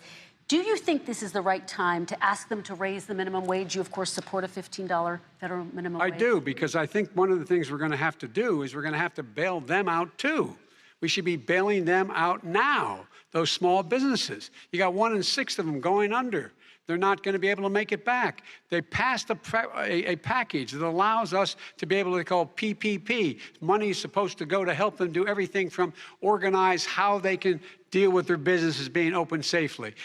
Schools, how they can make classrooms smaller, how they can hire more teachers, how they can put ventilation systems in. They need the help. The businesses as well as the schools need the help. But these guys will not help them. Is not giving them any of the money. We are going to move on to immigration, one thing very but I quickly, want he to said get we your have to help our small businesses by raising the minimum wage. That's not helping. I think it should be a state option. Alabama is different than New York. New York is different from Vermont. Every state is different. It should be a state option. You said very we recently. have to help. It's very important. We have to help our small businesses. How are you helping your small businesses when you're forcing wages? What's going to happen, and what's been proven to happen, is when you do that, these small businesses fire many of their employees. You said very recently you would consider raising the federal minimum wage to $15 an hour. You said recently you would consider raising the federal minimum wage to $15 an hour. Is that still the case? And I would consider it to an extent, but in a what I second really administration? in a second administration, but not to a level that's going to put all these businesses out of business. It should be a state option. Look, I've lived in different places. I know different places. They're all different. Some places, $15 is not so bad. In other places, other states, $15 would be Okay, President ruinous. Trump, thank you. Quick response, Vice President Biden. 2 jobs, 1 job, be below poverty. People are making $6, $7, $8 an hour. These first responders, we all clap for as they come down the street because they've allowed us to make it. What's happening? They deserve a minimum wage of $15. Anything below that puts you below the poverty level. And there is no evidence that when you raise the minimum wage, businesses go out of business. That is simply not true. We're going to talk about immigration. We're going to talk about immigration now, gentlemen, and we're going to talk about families within this context. Mr. President, your administration separated children from their parents at the border, at least 4,000 kids. You've since reversed your zero-tolerance policy, but the United States can't locate the parents of more than 500 children. So how will these families ever be reunited? Children are brought here by coyotes and lots of bad people, cartels, and they're brought here, and they used to use them to get into our country. We now have as strong a border as we've ever had. We're over 400 miles of brand new wall. You see the numbers, and we let people in, but they have to come in legally, and they come in through merit. But how will you reunite these kids with their families, Let me just tell you, Mr. President? they built cages. You know, they used to say, I built the cages, and then they had a picture in a certain newspaper, and it was a picture of these horrible cages, and they said, look at these cages. President Trump built them, and then it was determined they were built in 2014. That was him. Do you have a plan to reunite the kids? Yes, we're working on it we're trying very hard. But a lot of these kids come out without the parents. They come over through cartels and through coyotes and through gangs. Vice President Biden, let me bring you into this conversation. Quick response and then another question to you. These 500+ kids came with parents. They separated them at the border to make it a disincentive to come to begin with. Real tough. We're really strong. And guess what? They cannot, it's not coyotes didn't bring them over. Their parents were with them. They got separated from their parents. And it makes us a laughing stock and violates every notion of who we are as a nation. Let me ask you a follow-up Kristen, question. they did it. We changed the policy. Your response they to that? They did it. We changed. Did not They built the cages. Who built the cages, Joe? Let's talk about what Who we're built the talking about. cages, Let's Joe? talk about what we're talking about. What happened? Parents were ripped, their kids were ripped from their arms and separated. And now they cannot find over 500 sets of those parents, and those kids are alone. Nowhere to go. Nowhere to go. It's criminal. It's criminal. Let me ask Kristen, you about I will say this. immigration. They went 10 down. seconds, We and then brought I need to ask reporters, you. everything. They are so well taken care of. They're in facilities that were so clean. But some and of have them gotten haven't been such reunited But with their just ask families. one question. Who built the cages? I'd love you to ask him that. Who built the cages? Let me ask about your immigration policy, Mr. Vice President. The Obama administration did fail to deliver immigration reform, which had been a key promise during the administration. It also presided over record deportations as well as family detentions at the border before changing course. So why should voters trust you with an immigration overhaul now? Because we made a mistake. It took too long to get it right. It took too long to get it right. I'll be president of the United States, not vice president of the United States. And the fact is, I've made it very clear. Within 100 days, I'm going to send to the United States Congress a pathway to citizenship for over 11 million undocumented people. And all of those so-called dreamers, those DACA kids, they're going to be immediately certified again to be able to stay in this country and put on a path to citizenship. The idea that they are being sent home by this guy, and they want to do that, is they've gone to a country they've never seen before. I can imagine you're 5 years old, your parents are taking you across the Rio Grande River, and it's illegal. And you say, oh, no, Mom, leave me here. I'm not going to go with you. They've been here. Many of them are model citizens. Over 20,000 of them are first responders. out there taking care of people during this crisis. We owe them. We owe them. President Kristen, Trump, he your had reaction. 8 years to do what he said he was going to do. And I've changed without having a specific. We got rid of catch and release. We got rid of a lot of horrible things that they put in and that they lived with. But he had 8 years he was vice president. He did nothing except build cages to keep children in. Vice President Wrong. Biden, your response. The catch and release, you know what he's talking about there? If in fact you had a family came across and they were arrested, they in fact were given a date to show up for their hearing. They were released. And guess what? They showed up for a hearing. And this is the first president in the history of the United States of America that anybody seeking asylum has to do it in another country. That's never happened before in America.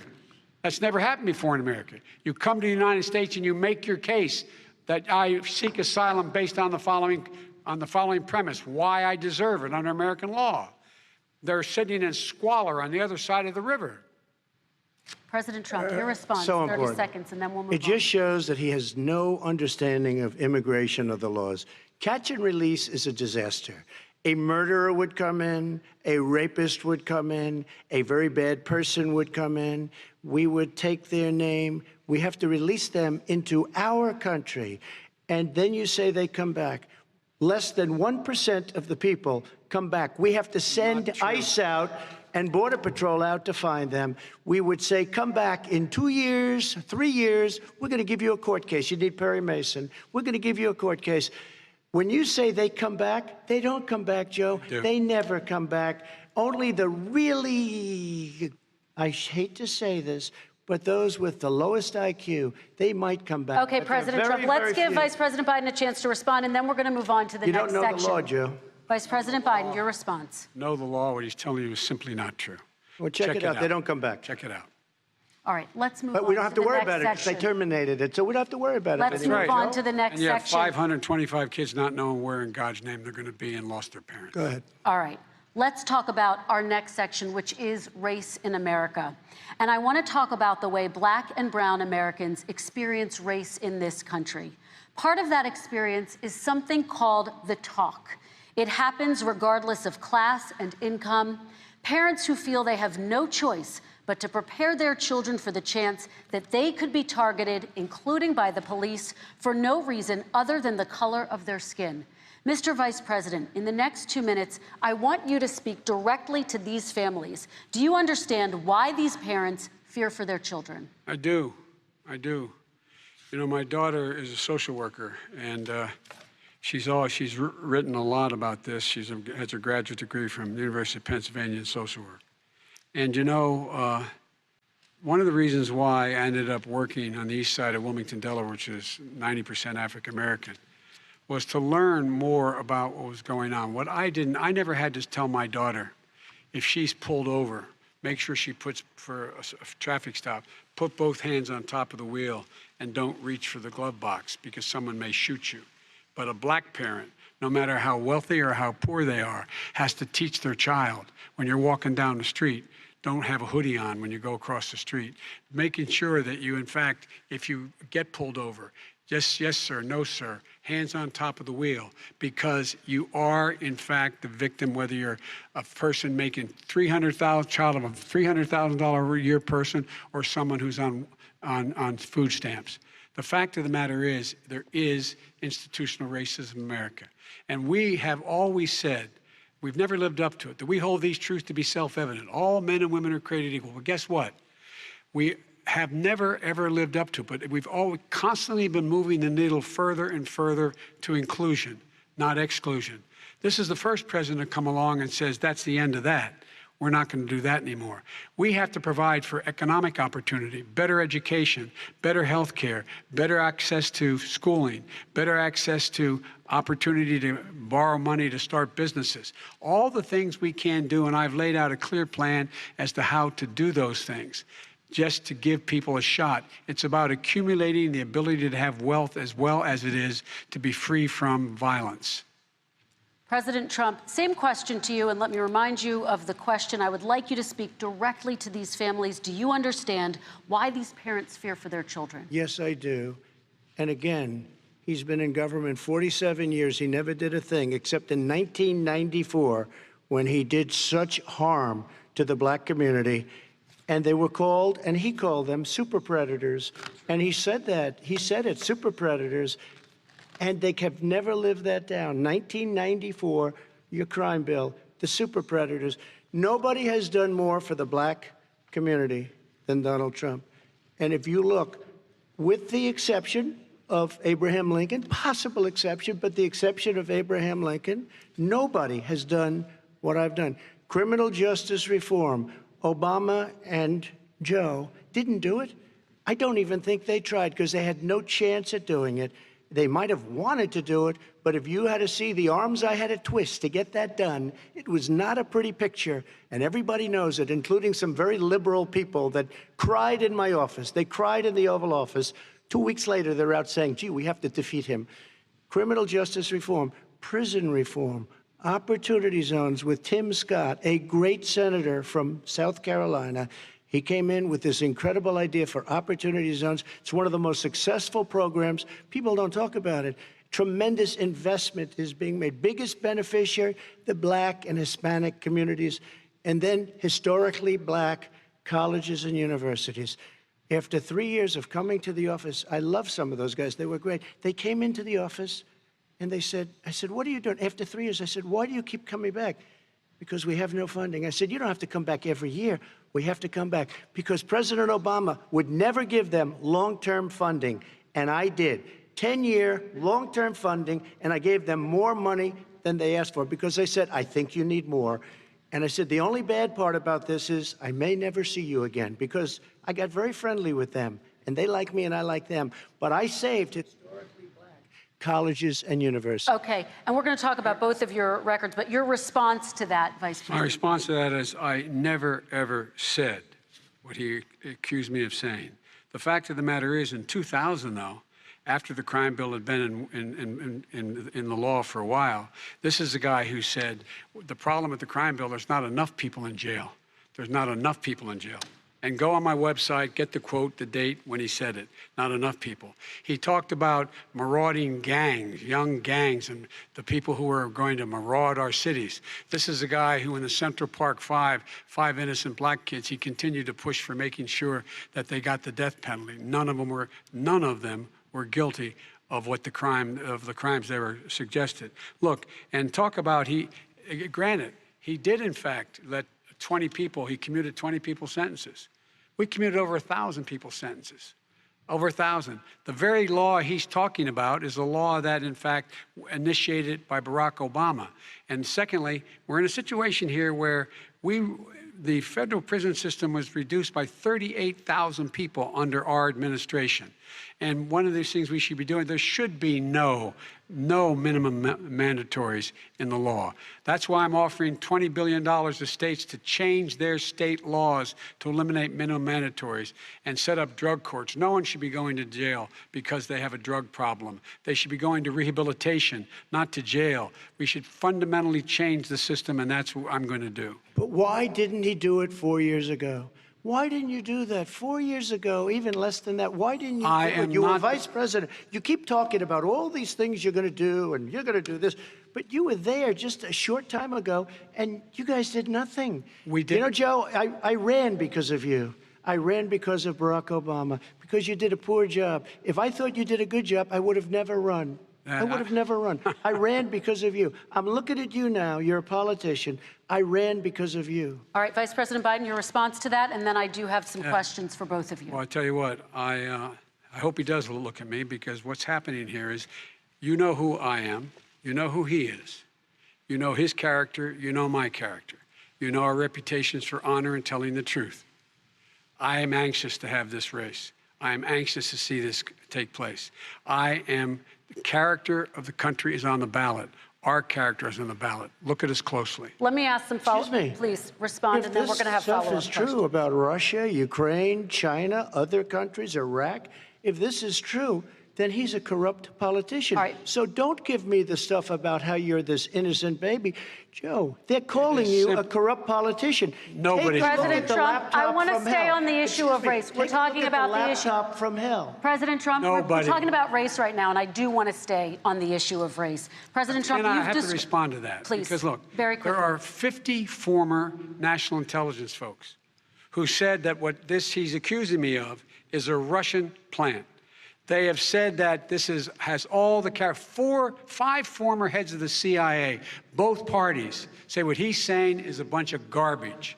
Nobody believes it except his and his good friend Rudy Giuliani. You mean the laptop is now another Russia hoax? That's exactly what. Is this that's where you're exactly going? what. This is told. where he's going. The laptop is Russia, Gentlemen, Russia. I want to stay on the issue of race. You okay? have to be kidding. Here we Mr. go President, again with Russia. We're going to continue on the issue of race. Mr. President, you've described the Black Lives Matter movement as a symbol of hate. You've shared a video of a man chanting white power to millions of your supporters. You've said that black professional athletes exercising their First Amendment rights should be fired. What do you say to Americans who say that kind of language from a president is contributing to a climate of hate and racial strife? Well, you have to understand, the first time I ever heard of Black Lives Matter, they were chanting pigs in a blanket, talking about police. Pigs, talking about our police. Pigs in a blanket, fry them like bacon. I said, that's a horrible thing. And they were marching down the street. And that was my first glimpse of Black Lives Matter. I thought it was a terrible thing. As far as my relationships with all people, I think I have great relationships with all people. I am the least racist person in this room. Well, what do you say to Americans who are concerned by that rhetoric? I don't know. I don't know what to say. I got criminal justice reform done and prison reform and opportunity zones. I took care of black colleges and universities. I don't know what to say. They can say anything. I mean, they can say anything. It makes me sad because I am the least racist person. I can't even see the audience because it's so dark. But I don't care who's in the audience. I'm the least racist person in this room. Okay, Vice President Biden, let me ask you very quickly, and then I have a follow-up question for you. Abraham Lincoln here is one of the most racist presidents we've had in modern history. He pours fuel on every single racist fire. Every single one. Started off his campaign coming down the escalator saying he's going to get rid of those Mexican rapists. He's banned Muslims because they're Muslims. He has moved around and made everything worse across the board. He says about the poor boys, last time we were on stage here, he said, I told them to stand down and stand ready. Come on. This guy is a dog whistle about as big as a foghorn.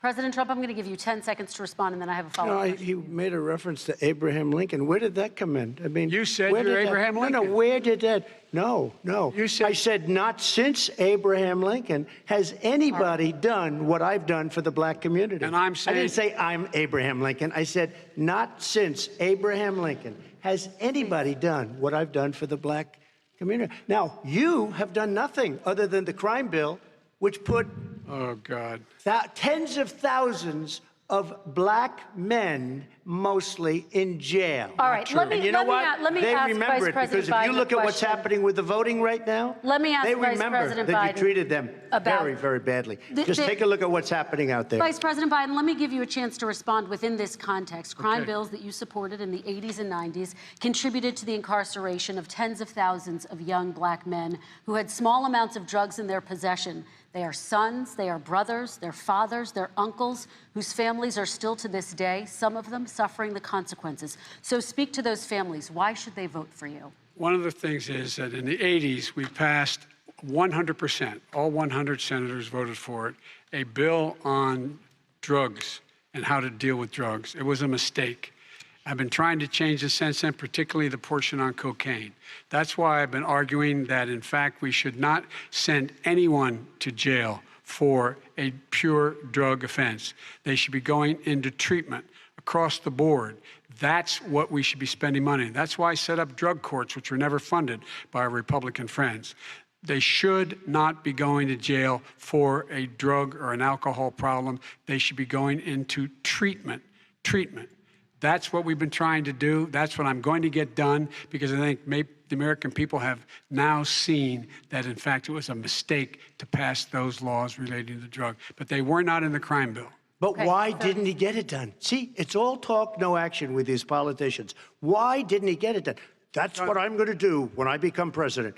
You were vice president along with Obama as your president, your leader, for 8 years. Why didn't you get it done? You had 8 years to get it done. Now you're saying you're going to get it done because you're all talk and no action, Jim. We got a lot of it done. We released 38,000. We got 38,000 prisoners left from the. You got nothing done. 38,000 prisoners were released from federal prison.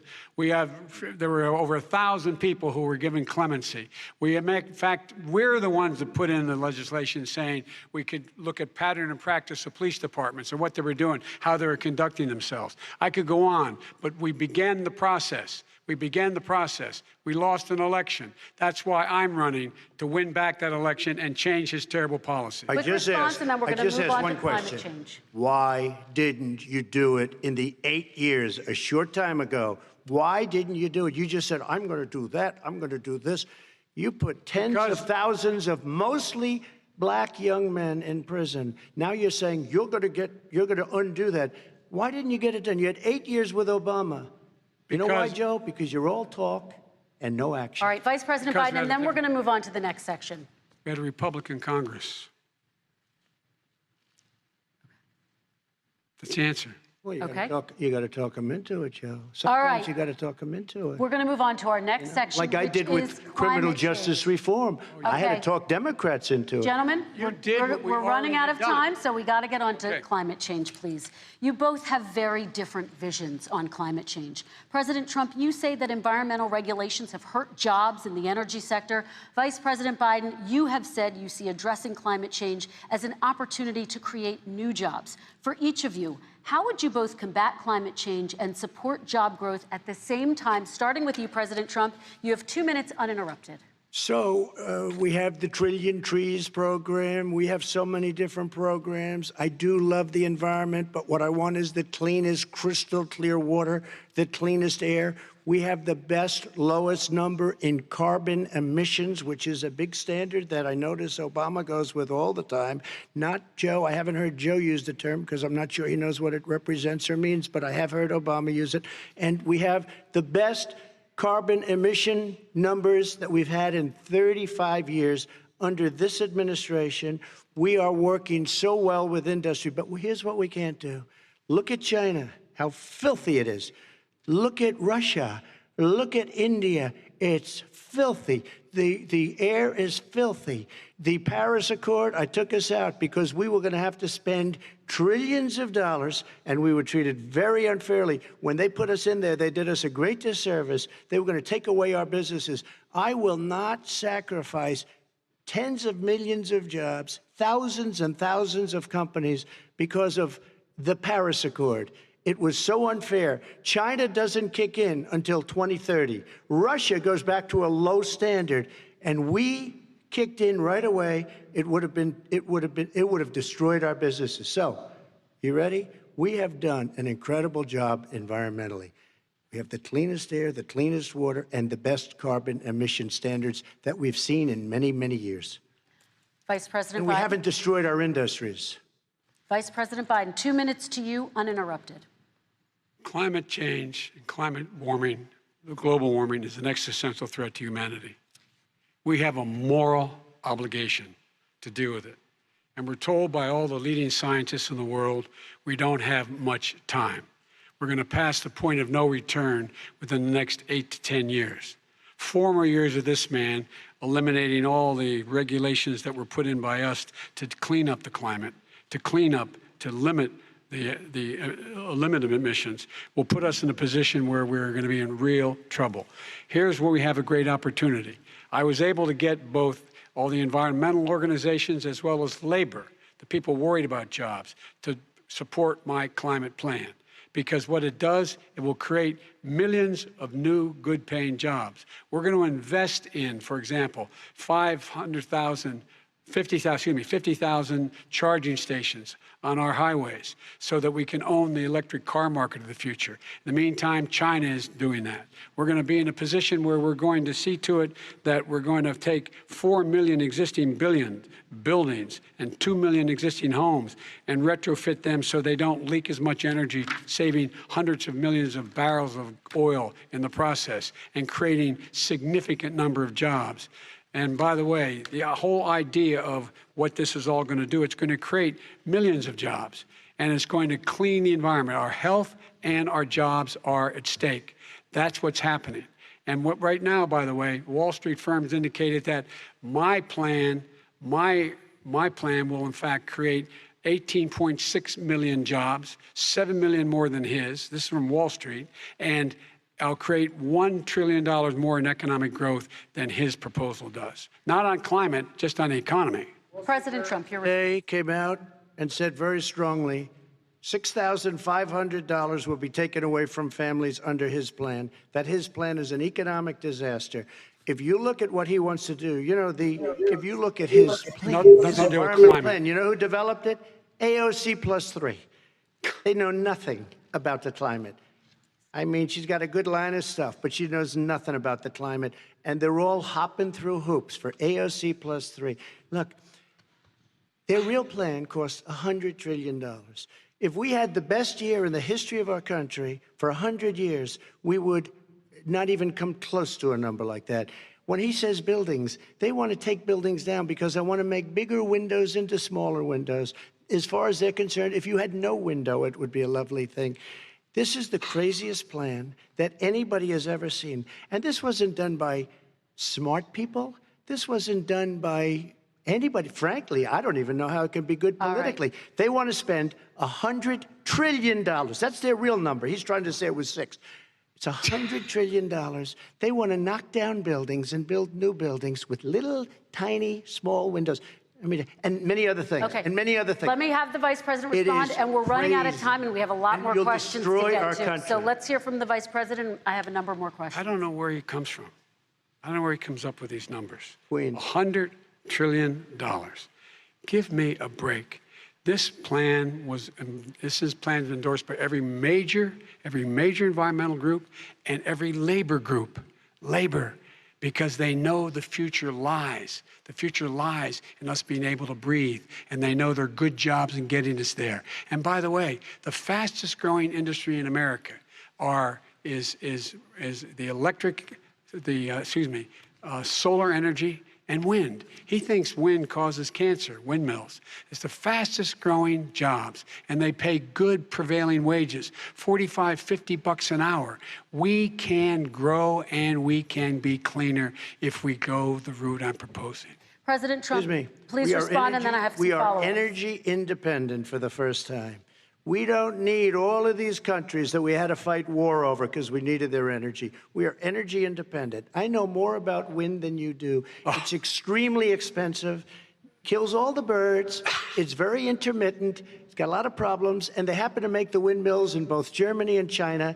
And the fumes coming up, if you're a believer in carbon emission, the fumes coming up to make these massive windmills is more than anything that we're talking about with natural gas, which is very clean. One other thing. Find me a scientist who said that. I love solar, but solar doesn't quite have it yet. It's not powerful yet to really run our big, beautiful factories that we need to compete with the world. So it's all a pipe dream. But you know what we'll do?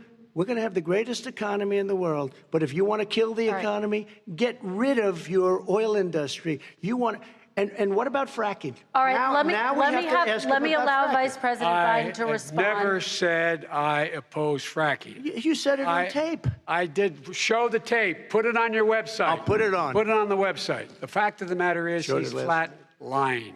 Would you rule out banning fracking? I do rule out banning fracking because the answer, we need other industries to transition to get to ultimately a complete zero emissions by 2025. What I will do with fracking over time is make sure that we can capture the emissions from the fracking, capture the emissions from gas. We can do that, and we can do that by investing money and doing it, but it's a transition to that. I have one more question in this pod, and then we have. He was against fracking. He said it. I will show that to you tomorrow. I am against fracking. Until he got the nomination, went to Pennsylvania, then he said, but you know what, Pennsylvania? He'll be against it very soon because his party is totally against it. Fracking on federal land, I said. No fracking or oil on federal land. Let me ask this final question in this section, and then I want to move on to our final section.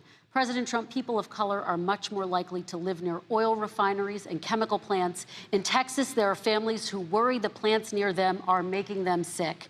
Your administration has rolled back regulations on these kinds of facilities. Why should these families give you another 4 years in office? The families that we're talking about are employed heavily, and they're making a lot of money, more money than they've ever made. If you look at the kind of numbers that we produce for Hispanic, for Black, for Asian, it's 9 times greater, the percentage gain, than it was in 3 years, than it was under 8 years of the 2 of them, to put it nicely. 9 times more. Now, somebody lives, I have not heard the numbers or the statistics that you're saying, but they're making a tremendous amount of money economically. We saved it, and I saved it again a number of months ago when oil was crashing because of the pandemic.